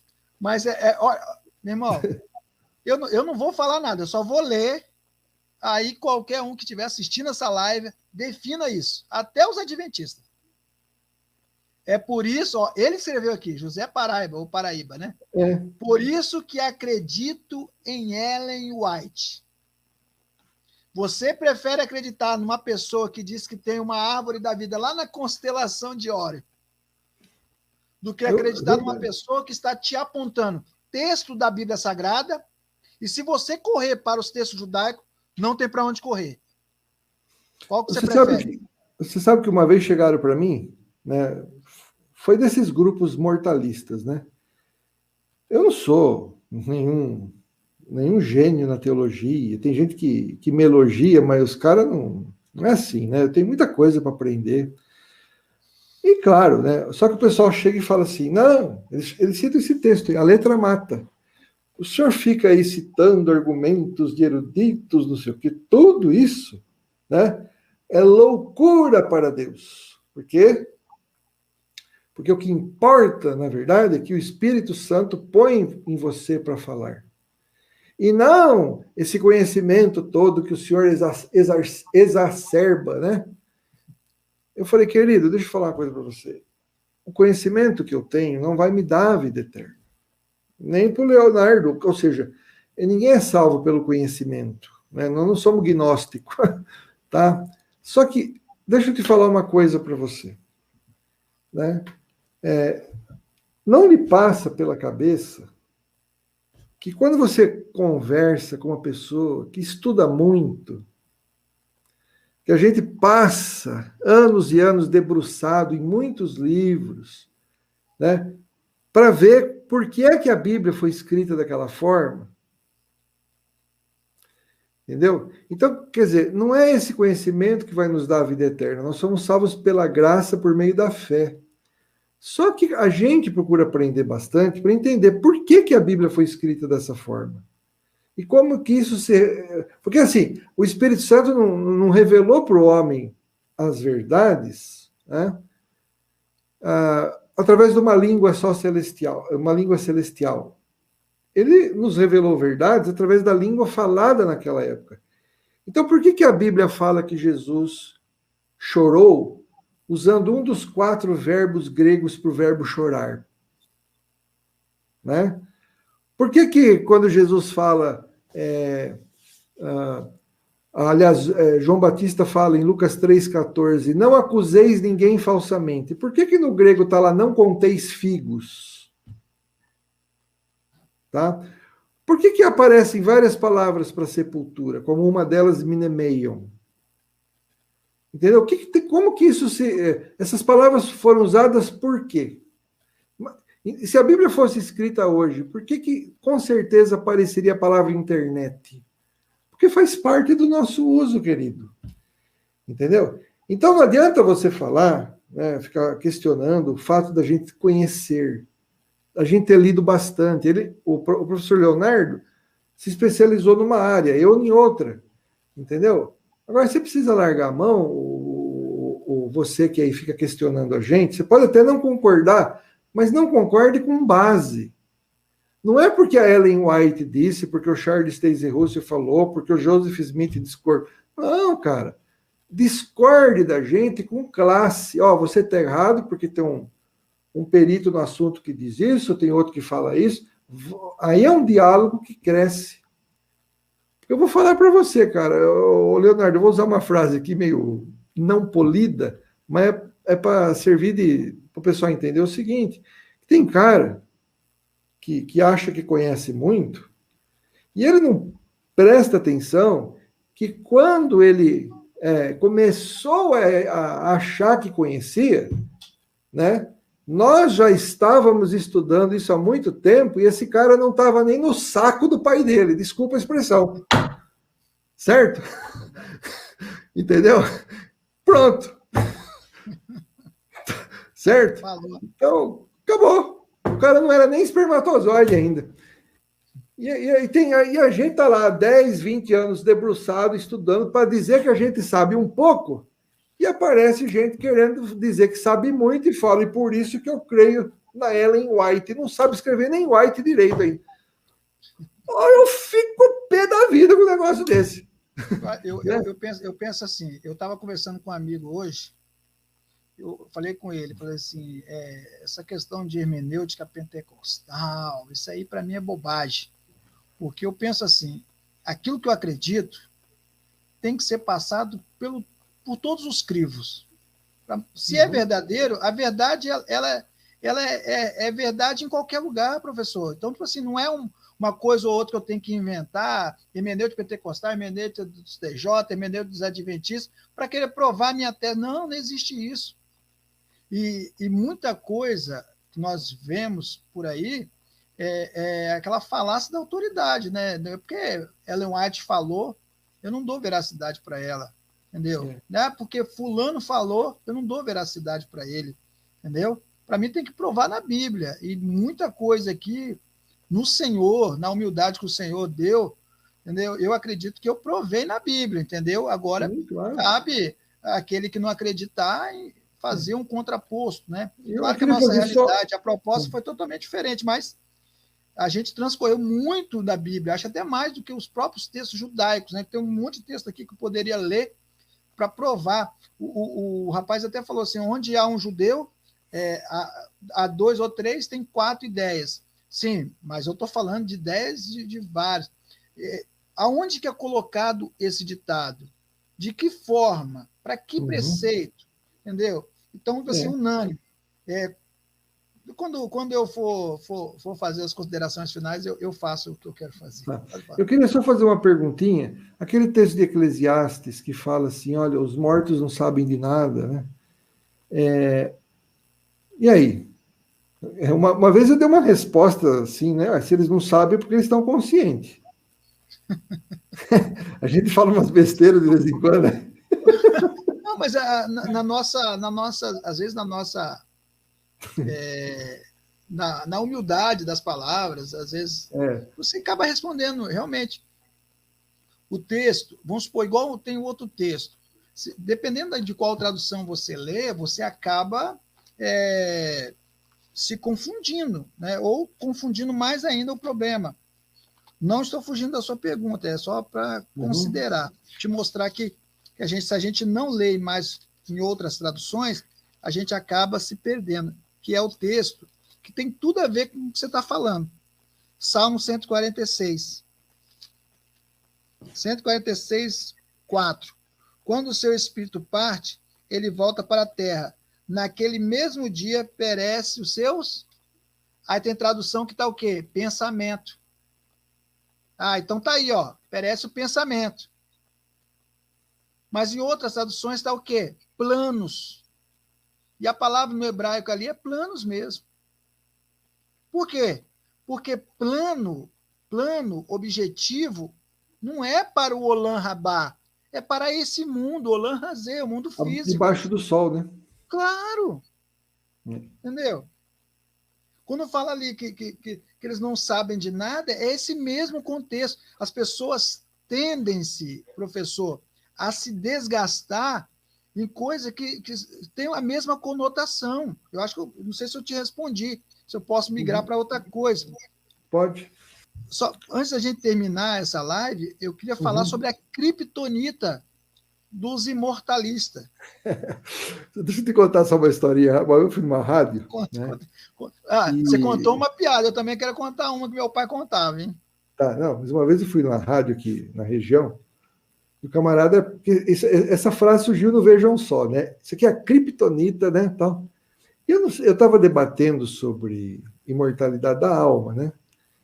E o meu argumento mortal é a questão seguinte, né? Se eu não tenho uma alma que sobrevive à morte do corpo, Jesus aqui na Terra também não tinha. Aí quando ele morreu, sua humanidade deixou de existir e acabaram com a união hipostática de Cristo. E por 3 dias, ele deixou de ser Deus-homem. Ou seja, eu estava assistindo essa mediador. Não podia ser mediador, porque o mediador tem que ser Deus-homem, porque ele sabe os 2 lados da questão. Nesses 3 dias, Jesus não podia ser mediador, mesmo ele já tendo morrido. Certo? Então, o cara, antes de eu dar esse argumento para ele, falou: eu vou usar a criptonita contra a imortalidade da alma, e fez uma pergunta, né, para mim. Aí eu respondi assim, para ele assim, aí o fresco fui eu, tá? Eu falei assim: olha, no mundo dos super-heróis da apologética, eu não sou o Superman, eu sou o poderoso Thor. Então agora você vai levar uma martelada na sua cabeça. E aí eu usei esse argumento pro cara, o cara literalmente ficou mudo. Por quê? Ele não sabia o que ele fazia com a união hipostática de Cristo nesses 3 dias. Eu vi e o Sérgio Monteiro falou uma vez, ele falou, eu tenho o vídeo dele, ele fala assim: não, se desfez a união hipostática para depois ser refeita de novo. Puxa, que chique. 2 vezes, uma na encarnação e outra depois da ressurreição. Que legal, hein? Eu vi o senhor falando sobre isso aí com o professor Rafael Rocha, meu amigo lá do grupo, né? Então, eu vi o senhor falando isso, então, eu achei fantástico. Realmente eu fiz essa pergunta a uma pessoa: o que se deu com a alma? E aqueles que ressurgiram lá? Juntamente com ele.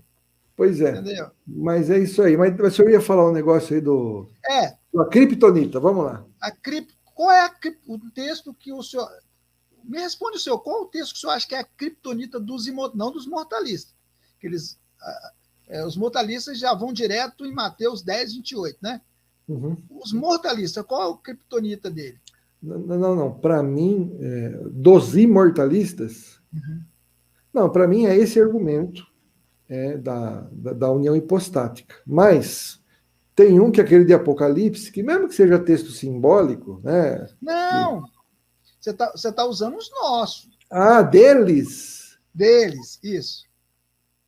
Ah, aquele fala: alma que pecar e que morrerá? Acertou. Eu estava conversando com o nosso amigo, né, professor Elias Soares. Eu falei com o professor Elias, professor Elias, eu tinha um debate marcado com o Ezequiel Gomes, e o Ezequiel, de forma súbita, fugiu do debate.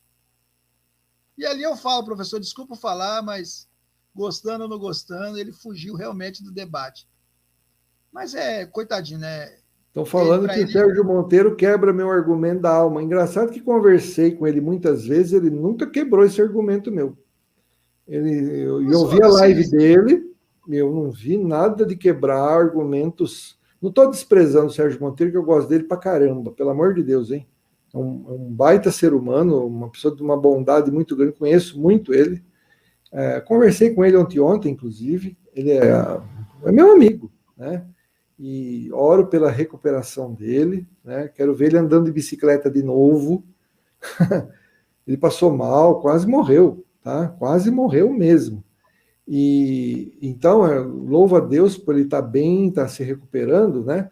Mas assim, eu desafio, com todo respeito a ele, bater um papo comigo aqui na minha live. E ele sempre negou. Ele é sempre convidado a participar aqui. Eu sei que ele é ocupado, mas se ele arruma tempo aí no Vejam Só, eu queria ver como é que ele responde isso para mim, porque eu já sei qual é a possível resposta dele, eu já falei para ele que eu sei que é a única que ele pode dar, e eu vou na jugular do argumento dele. Esses camaradas, Estou aguardando. Quem não está vindo é ele, eu estou pedindo. Eu estou fazendo que nem aquele carinha da escolinha do professor Raimundo. Venha! O senhor pode achar que não, mas eu louvo a Deus por homens que se levantam e botam a cara para bater.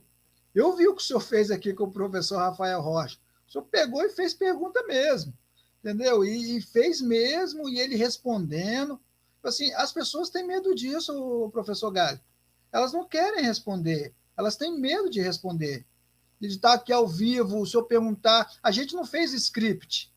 Aliás, não. Você mandou o convite para mim, foi 8h55, entendeu? Até te mandei um pouquinho mais cedo, mas meu celular estava com problema.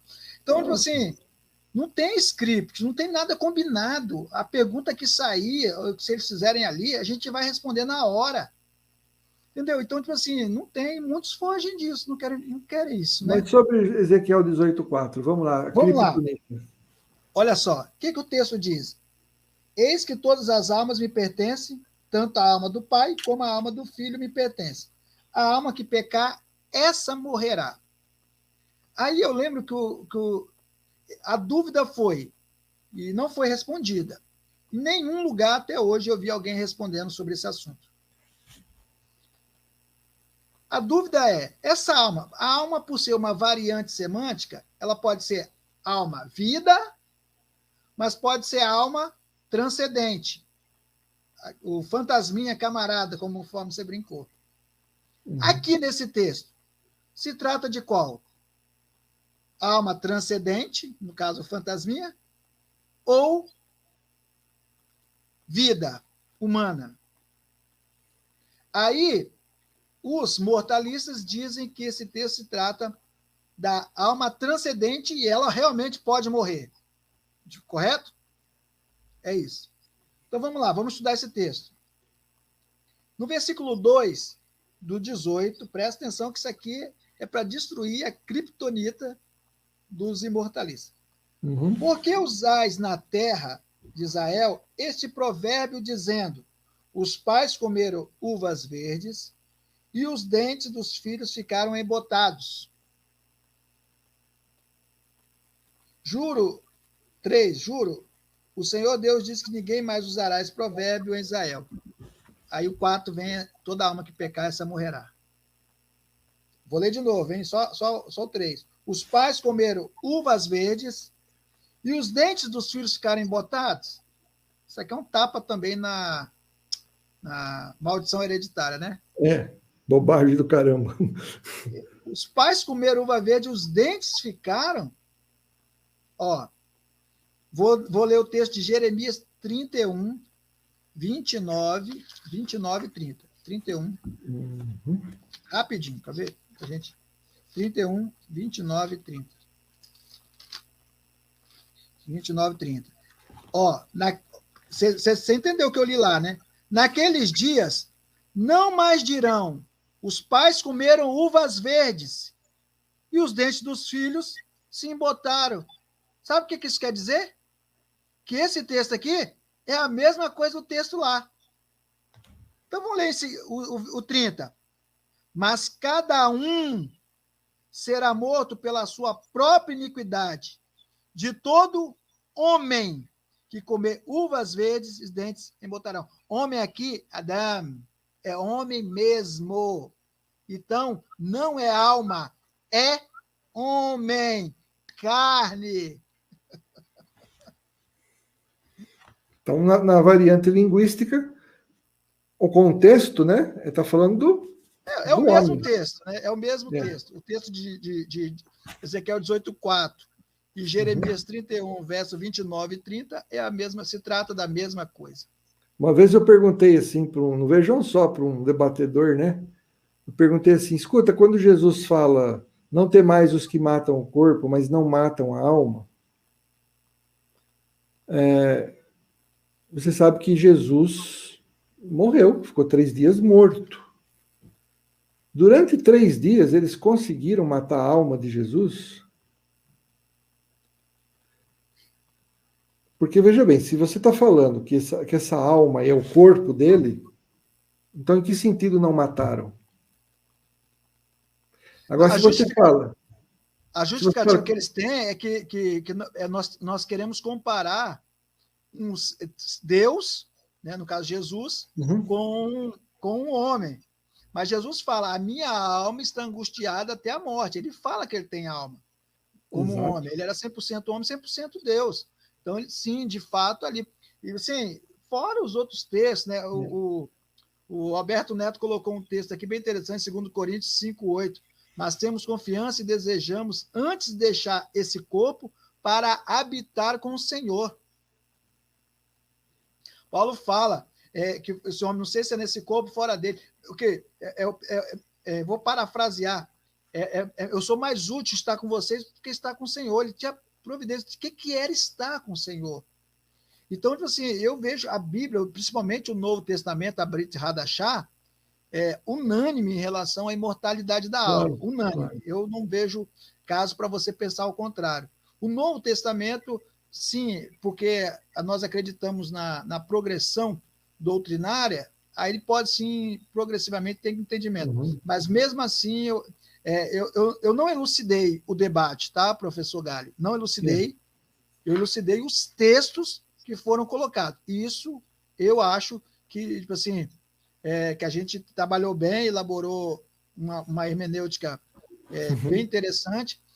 Eu não elucidei o debate, porque o debate, assim, você colocando a verdade diante das pessoas, mesmo assim eles têm a desconexão cognitiva, né? Mesmo assim o cérebro quer trabalhar dessa forma. Né? Bom, a gente está chegando ao final da live, você vai contar a piadinha ainda, só quero contar uma coisa para você. O nosso ministério é mantido por ofertas, né? E essa situação da pandemia dificultou bastante a gente, porque nós dependemos de venda de cursos para manter os gastos, né? O nosso estúdio, vou mostrar para você aqui, ó. Deixa eu só tirar o senhor um pouquinho da tela aqui, professor, só um minutinho. Ó, esse aqui é o nosso estúdio, entendeu? É um estúdio que a gente montou, temos computador, né? Temos a biblioteca, tá? A espuma, tal, aquela coisa toda. Então, tem a TV. Então, o pastor Fernando Galli, ele vende cursos de apologética, tem o kit Seitas, né? Que você compra por R$45, você recebe 700 páginas em material apologético em PDF, tá? Ou você pode fazer o nosso curso de apologética, que por R$100 você tem 45 horas de vídeo sobre seitas. E aí você ganha 700 páginas de presente. Entendeu? Então nós estamos precisando pagar nossa energia, né, que está atrasada. E se você puder colaborar com a gente, comprando o curso, fazendo um Pix, né? Eu gostaria muito, né, que você orasse a Deus, se Ele puser paz no seu coração, se você puder nos ofertar, até o dia 30 a gente tem que...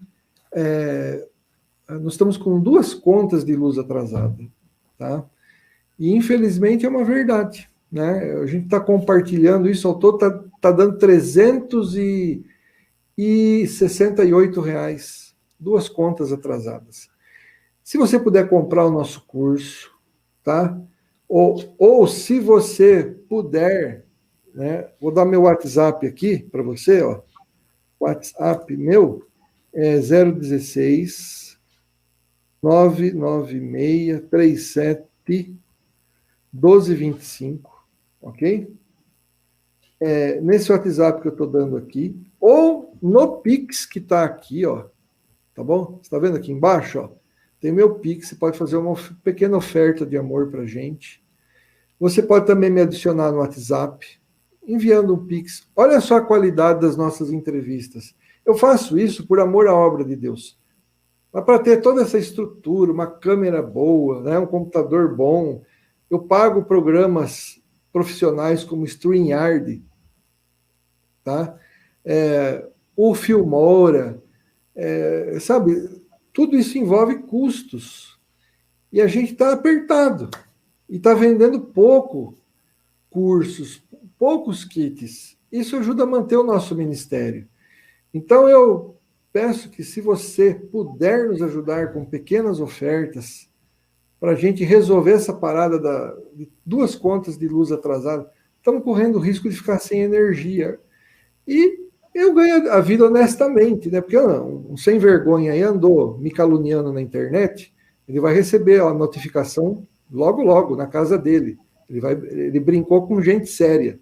O cara que xingou sua mãe né? Ele vai ter uma surpresinha logo, logo. Entendeu? Para ele largar a mão de falar asneira, né? Me acusando de usar a imagem da minha mãe, né? Para arrecadar dinheiro, né? Ele vai ser processado judicialmente em breve. Porque eu havia perdoado ele e tal, mas o negócio continuou depois, né? E pessoas em off que ele manda mensagem, ele não se arrependeu coisa nenhuma, né? Entendeu? Então, é lamentável que essas coisas aconteçam, né? Gente que não tem o que fazer na vida, né? É claro que o meu coração de pastor fala assim, não, cancela tudo isso. Pode até ser que eu cancele mesmo, entendeu? Mas já estou dizendo, né? A gente fica atrapalhando, né, a gente, não suporta ser questionado, né? Parece a líder de seita, né? Não me questione que eu acabo com você, entendeu? Isso é coisa de gente que não é crente mesmo. Então, eu faço um trabalho sério, eu ganho a vida honestamente vendendo cursos que eu mesmo produzo. As minhas apostilas em PDF, em Word, tem 700 páginas. Daria um livro, tamanho 18 por 23, de 1.480 páginas. Demorei 3 anos para escrever meu curso, para gravar meu curso. Ganho a vida honestamente, não usando a imagem de ninguém. E se você puder nos ajudar, eu agradeço, porque nós estamos precisando da sua ajuda para pagar isso aí. Senão eu vou ter que vender coisas que eu tenho, né? Eu dou aula, mas o que eu estou ganhando não é suficiente. Então, estou abrindo meu coração para você. Se você puder nos ajudar, se você achar que pode pagar uma conta inteira, eu mando o boleto para você, eu mando o código de barra, você paga. Ou se você quiser colaborar com partes, tá bom? Então, é só mandar aqui, ó. Tá vendo aqui embaixo, ó? O meu Pix, tá bom? Qual que é a piadinha que o senhor ia contar? Então, meu pai sempre falava assim que... Ele falava que era verdade, meu pai é terrível, né? Meu pai já é falecido desde 2006. Meu pai falava assim, que lá na Paraíba, lá, ele é paraibano. Eu sou capixaba, da Gema, nasci na Promatre, em Vitória. Uhum. Meu pai falou assim, lá na Paraíba tinha um cara lá que matava mesmo, matava com força. Aí ele matou um camarada 3 horas da tarde e foi pescar de madrugada. Tá pescando lá e apareceu um vulto na frente dele. Ele tá pescando assim com a vara, apareceu um vulto, ele virou pro outro lado. E o cara era bem matuto, o cara era terrível. Aí ele pegou assim, o vulto apareceu na frente dele, ele virou o negócio. Sai da minha frente, virou pro outro lado. Aí o vulto, o fantasma, na frente dele. Sai da minha frente. Aí o fantasma perguntou assim, sabe quem eu sou, rapaz? Ele, eu não. Eu sou aquele que você matou 3 horas da tarde. Ele falou assim, então sai da minha frente, senão eu te mato de novo. Poxa, ia matar até a alma. O cara é bravo, entendeu? Então, é isso aí. Tá certo, então. Bom, a gente quer agradecer a sua participação e a gente queria terminar com suas considerações finais, né? E o senhor já está convidado a voltar o mês que vem para a gente falar, ou dar continuidade a esse tema, ou falar sobre o Shabat, né? E eu vou tentar pôr o senhor para fazer um bate-papo aqui com o pastor Sérgio Monteiro, que acho que vai ser uma coisa bem interessante. Pastor Sérgio Monteiro, que o senhor se recupere e eu quero, por favor, né, uma conversa entre o senhor e o Leonardo, né? Todo mundo vai gostar que haja essa conversa, porque vocês são dois cidadãos que têm o meu maior respeito, né? E tenho certeza que os dois vão se comportar aqui bonitinho, que senão o rei o come, certo? Mas diga lá. Ó, teve um aí que já falou, se conseguir trazer Sérgio Monteiro, eu mando 200 conto. 200 reais do debate? Opa! Que bom, hein? Opa! Vai acontecer em nome de Jesus. Com todo o respeito, né? Eu respeito muito ele. Eu já disse que se tem duas pessoas que eu admiro na Igreja Adventista, sem dúvida, é o professor Rodrigo Silva, que é humildade em pessoa, o cara é super humano. Falei com ele hoje. Uma pessoa que você conversa com ele, ele te dá o telefone particular. Não tem igual, para mim não tem igual. É super humilde. Deus só colocou ele onde ele está porque ele é humilde daquela forma. E outra é o conhecimento, né? Eu não tenho muita proximidade com o professor Sérgio Monteiro, mas o conhecimento dele nos constrange e chama a atenção, tá bom? Mas fora isso aí, queria agradecer a todos aí, os amigos, aos alunos do Instituto Teológico Logos, o ITEL, entendeu? A todos vocês que estão assistindo. Meu irmão, em referência ao curso do professor Galli, não tem no Brasil um melhor curso que trata sobre apologética, defesa cristã. Eu sou escritor para vários cursos de teologia no Brasil e te falo isso, não tem. Porque o professor Galli, ele é a primazia da apologética no Brasil. Conhece muito e vale muito a pena você adquirir. Você não vai se arrepender. E está super barato. R$100 só, né, professor? É R$100, é uma oferta para o ministério. R$100, super barato, então você vai receber um grande material, tá bom? Deus abençoe a todos. Eu só queria fazer uma oração final, posso? A oração Não, mas não é uma oração assim, não. Tá, pode falar. Ó, para todos que estão no chat agora, duvidando ainda sobre judaísmo, deixa eu fazer a oração de novo. Modeni lefane ramele rai vekaen shehezatabi nishmat behemilá rabai munaterra. Dou graças a ti, rei vivo e fiel, pois recolocaste a minha alma dentro de mim. Tua fidelidade é grande. Deus vos abençoe. Amém. Eu queria mostrar aqui para você só uma coisa. O pessoal que está aqui no WhatsApp meu, o pessoal tá pedindo, sugeriu, né, a gente mostrar aqui a conta, tá? Espera um pouquinho assim. Mas é CPF aqui. 647. Isso. Mostrar aqui para você, ó.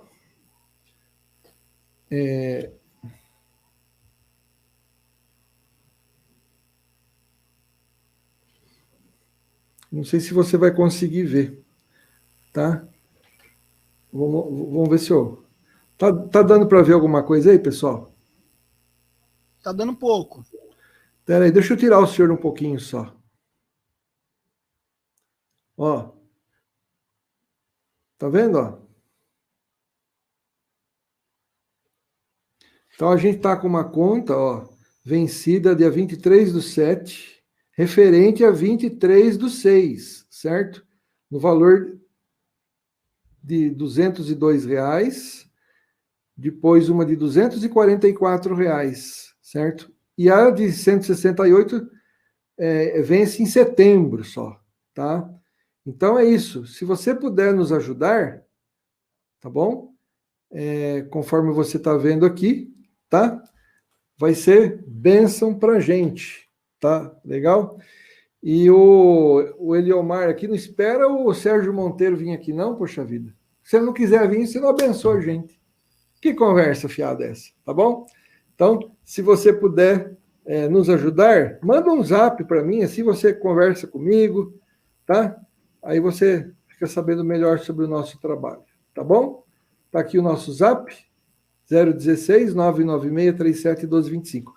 Olha, sua entrevista foi sensacional, aprendi bastante, né? Revi coisas também que já havia estudado, mas a maioria das coisas eu não sabia niente. Parabéns para o senhor, tá? Que Deus abençoe o seu ministério, tá bom? E quero agradecer a presença de todos aqui, até está aqui com a gente o irmão que deu a entrevista sobre marxismo cultural, né, que era um católico romano, especialista na área de marxismo cultural. O Gilvan da Silva, seja sempre bem-vindo aqui, pode questionar a gente, que faz bem, tá? O Chilano mandou... quero agradecer aqui o Chilano, né? Ele mandou um negócio aqui que eu não sei o que é pra gente, né? Eu não sei o que é isso aqui. 610, né? Ele está no Japão, deve ser do dinheiro dele lá, eu não sei o valor em real, mas eu agradeço muito, que Deus te abençoe, tá? Em nome de Jesus. Muito obrigado aí, Chilano, por sua oferta, e você vai voltar mais vezes, tá? Para falar sobre o marxismo cultural. A Elielma, o Robson, a Diclésio Dias, que falou sobre erudição pura, né? E quero comunicar que a gente está tentando trazer o Rodrigo Silva, vou mandar o convite para ele, vamos ver se ele nos abençoa. E é o seguinte, o Leonardo, deixa eu só falar isso aqui. Eu vou trazer aqui quem eu quiser. Você acha que eu vou perder o professor Rodrigo Silva aqui? Não, porque ele crê diferente, eu vou trazer para falar sobre... ele é um arqueologia. E se ele quiser falar o que ele pensa, aqui é um canal para gente madura, tá? Ele é bem-vindo para falar aqui o que ele quiser, tá? Porque o canal é meu, não é teu, certo? Então, pronto, acabou. E ele é muito bem-vindo aqui, tá? Como todos os que vieram aqui da entrevista são bem-vindos, tá? Eu não vou nem ficar muito tempo, toda a live falando isso, tá? Porque se você soubesse, já reclamaram até da sua participação aqui. O pessoal que quer mandar, por quê? Porque é o pessoal da linha mais conservadora, o senhor é da Assembleia de Deus, não fica trazendo pentecostal. Caçar o que fazer, rapaz. Entendeu? Tem gente, Leonardo, que devia abrir devia comprar gibi da Mônica, ficar lendo, sabe, para parar de me encher as paciências. Tá bom? Então, que Deus abençoe todos vocês, tá? Muito obrigado. E a gente vai voltar a semana que vem com o pastor Átila Ribeiro. Meu amigo, sabe muito... esse aí você pode sugar no grego. Tô sabendo. Ele é mestre na língua grega, é meu amigo, é vice-diretor do nosso curso, sabe muito, muito mesmo. Mas ele vai falar sobre segredos para o líder cristão na pós-modernidade. O Azenilton Brito vai falar sobre plantas, e eu estou tentando preencher a semana que vem aqui, porque um monte de gente precisou cancelar por causa de cursos e aulas que estão voltando, mas a gente está tentando agendar aqui, tá bom? Que Deus abençoe sua vida. Ô, Isaías, eu quero trazer você de volta aqui, tá? Se quiser dar entrevista semana que vem, é só falar comigo, tá bom? Tchau, pessoal. Deus abençoe. Fui!